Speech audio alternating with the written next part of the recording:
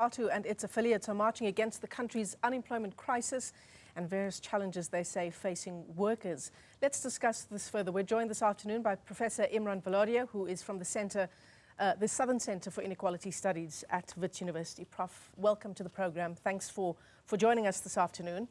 A shutdown is a step that COSATU has taken on various issues in the past. E-tolls comes to mind. They've done that a number of times over the past sort of 12 years or so. Is this the correct form of action, do you think, when we're talking about this particular issue, though, the cost of living crisis and rising unemployment? Look, so, my field of expertise isn't protests. What I can say is that I think there is quite a serious crisis in South Africa around the cost of living. And I think all of the evidence that we have on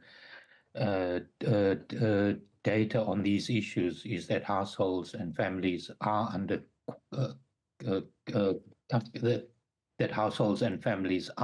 severe pressure, and I think we do have a crisis. Yeah, absolutely. I suppose my point in asking you the question is, it seems to be more of a policy issue than it is in terms of a protest issue. I mean, should we find some comfort in at least consumer inflation going down and in the rate cuts we've seen?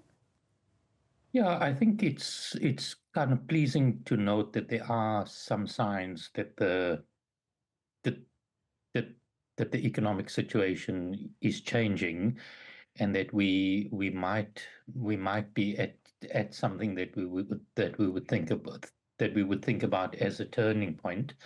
So there are some signs kind of into the future that perhaps these kinds of issues can now start being addressed. I think you're kind of spot on that this is a kind of policy question as well. But I think, to be fair to the workers, these sorts of discussions have been going on in NADLAC, and my understanding of the protest action today is that it's kind of in line with those processes. So this isn't something that is coming out of the blue. Yeah. I suppose when we talk policy, Professor Valodia, it's about creating policies that increase the demand for labor, right? It means finding a new growth path for our country, a growth path that is employment intensive. How does government go about creating that kind of environment and growth trajectory?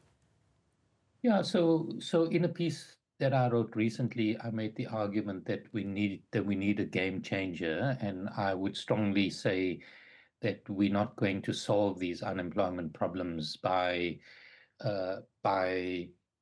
following the same sorts of things that we've been doing for a long time, because we haven't solved it. But I think this is a complex problem.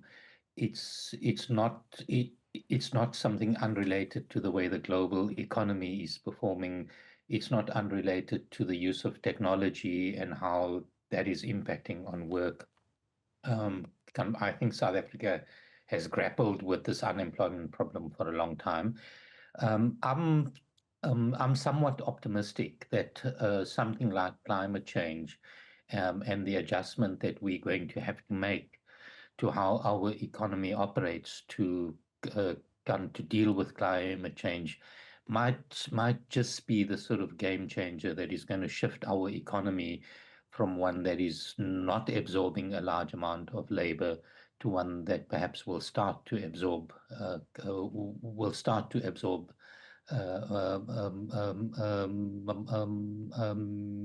many more workers, and that we can start being on a trajectory that would solve this problem. I mean, one thing's for sure, Prof, we're going to need to grow our economy by a lot more than, what was it, just about 1% when the last results were released? Yeah, so that's right. I mean, it's a problem of growth, but I think it's also a problem of the type of growth that we have. I think previous episodes where we've had high rates of growth have not really substantially kind of allowed us to solve the problem. So kind of as you said, and I agree with you, that we need growth, but we need growth that is going to be employment enhancing. And I think that requires quite fundamental changes in the way the demand side of our economy operates, and that's going to require some sort of change in the way demand works. And that's why I think climate change might just be the sort of thing we need. I mean, one thing's for sure, Prof, households are buckling. We've just seen the two-pot system come into effect. Tens of thousands of people are accessing their pension funds. South Africans are heavily indebted. Their prospects just don't look good, right? When we talk about this growth trajectory, and you said at one stage that you are optimistic about the signs of growth that are there, but, what can we tell consumers that are buckling under unemployment, the rising cost of living, about the kinds of timeframes that would be involved potentially here? Yeah, look, so I kind of agree with you completely that in fact, perhaps for the first time across the board, kind of irrespective of income classes, kind of households are kind of really under severe pressure. The higher income households do have a lot more to lean on. Kind of unfortunately, the lower income households don't, and I think the pressure is being felt the most there. I think people are kind of justifiably somewhat impatient now, and I think that it's kind of important for policymakers to not be kind of promising that this is going to be solved in the long term. That we have to see some real action, and that for the short term, kind of I think urgent kind of action needs to be taken to start to solve some of the problems that I think are holding back kind of households. So here I'm thinking of things like public infrastructure, the state of our of kind of some of our municipal infrastructure. These are things that kind of really need to be sorted out quickly. And I think if households see that action is kind of being taken, then I think as the economy improves, we can get ourselves into a kind of or kind of at least onto a trajectory that is a